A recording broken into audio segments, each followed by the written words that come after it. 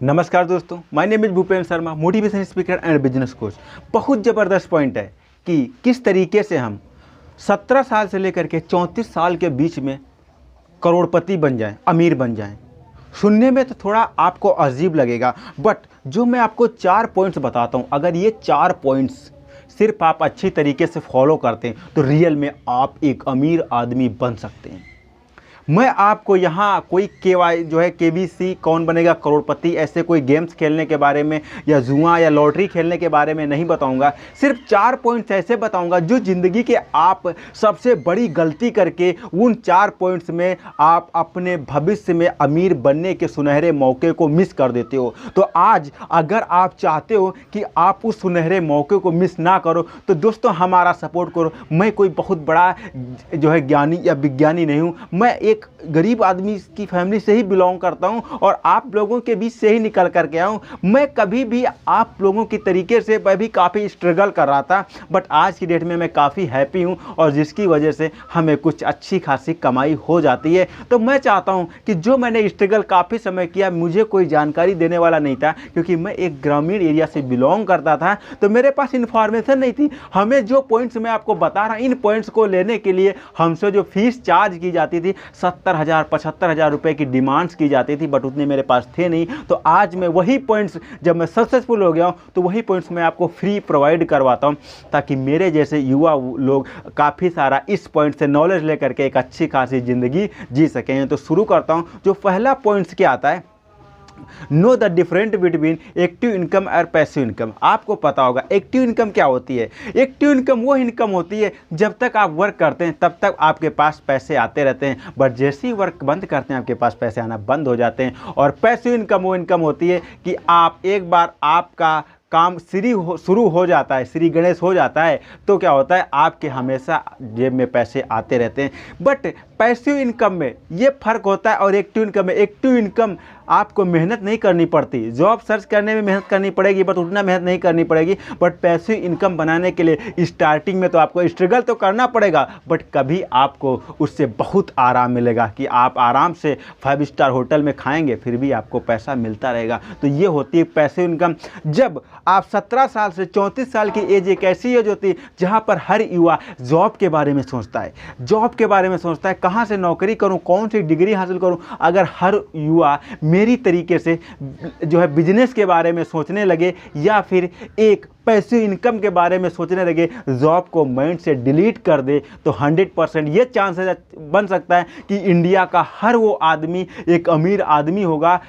और इंडिया का, पूरी इंडिया जो प्रेजेंट टाइम में इकोनॉमी इतनी डाउन है या गरीबी रेखा से जीवन यापन कर रही है, आगे कुछ ही सालों बाद ये इंडिया एक ज़बरदस्त इंडिया बन सकती है। तो आपको स्टार्टिंग में 17 साल से 34 साल की एज का दिमाग पूर्णतया विकसित होता है।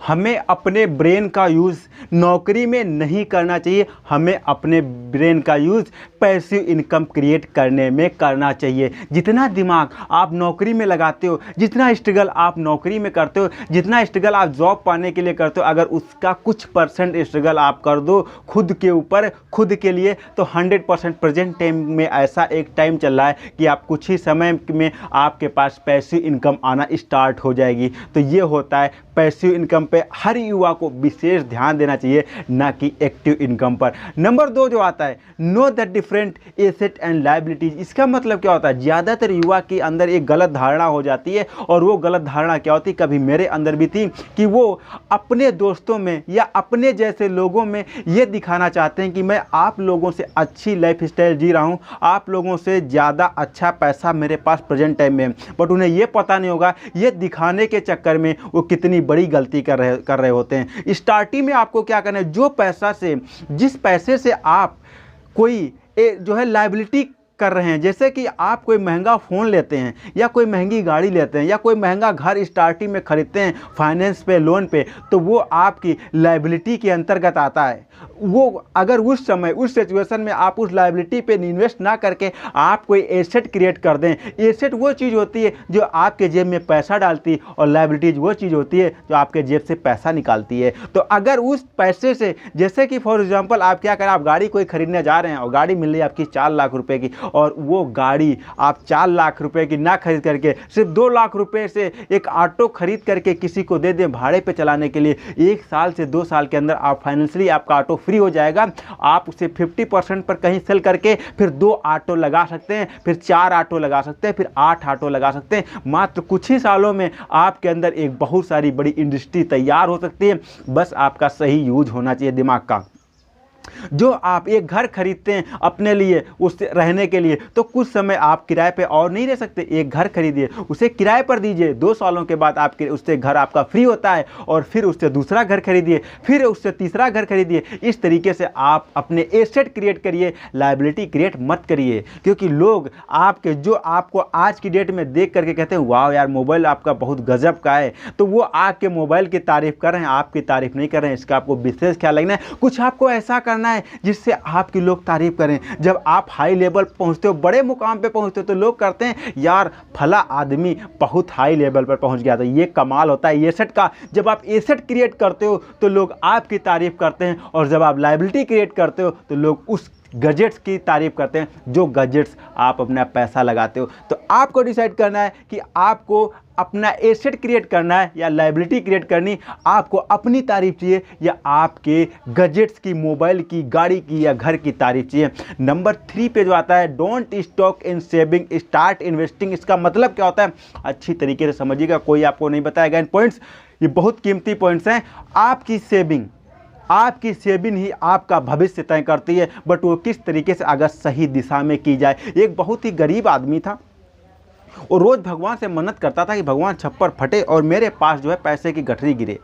रोज़ कहता था। एक दिन क्या हुआ, छप्पर फटा, गठरी गिरी, और उसने इतना सारा पैसा देखा, और पैसा देखने के बाद वो ख़त्म हो गया, उसे बर्दाश्त ही नहीं हो पाया।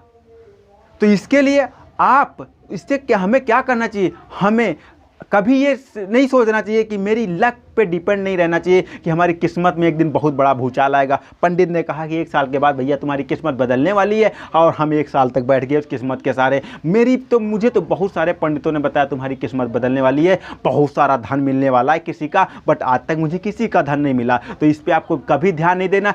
अपनी इनकम, अपनी डोंट स्टॉक।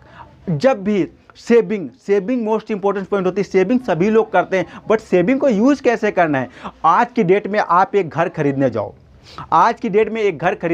और घर की पैर रेट पता करो। आज का घर अगर वो 10 लाख का होगा, और 10 साल तक लगातार सेविंग करने के बाद अगर 10 लाख रुपए लेकर के जाओगे, तब तक उस घर की कीमत कम से कम 14 लाख रुपए हो जाएगी। कैसे? क्योंकि हर डे बाय डे महंगाई बढ़ रही है। कहने का मतलब सिर्फ यही है मेरा कि आप जो भी सेविंग करते हो 1 ईयर तक सेविंग करो, नेक्स्ट ईयर उसे कहीं ना कहीं इन्वेस्ट कर दो। भले 5% मिलेगा, कम से कम आपका पैसा तो बराबर रहेगा।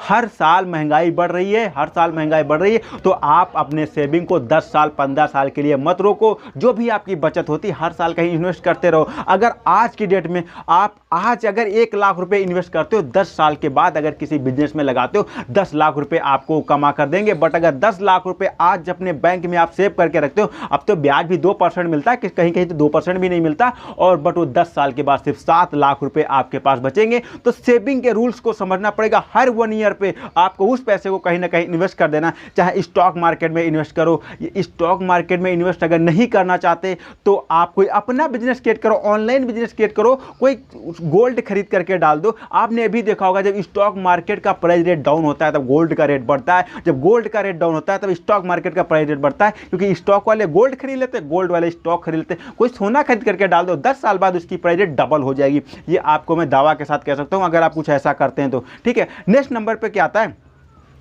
4 नंबर पे मोस्ट इंपॉर्टेंट पॉइंट है know your needs and bond. इसका डिफरेंट भी आपको समझना होगा। युवा वर्ग इसका डिफरेंट नहीं समझ पाते हैं। वो क्या करते हैं, जैसे कॉलेज में पहुंचते हैं और उनको एक अच्छी जॉब मिलती है, बस उनके 5 स्टार होटल, सीक्रेट लड़की, ये सारे फालतू के ध्यान देना स्टार्ट कर देते हैं। हमें नो योर नीड्स, हमें अपनी ज़रूरत और बॉन्ड्स पे विशेष ध्यान देना चाहिए। ज़रूरत क्या होती है? ज़रूरत आपकी खाने की ज़रूरत है, रहने की ज़रूरत है, और कपड़े पहनने की, ये ज़रूरत है।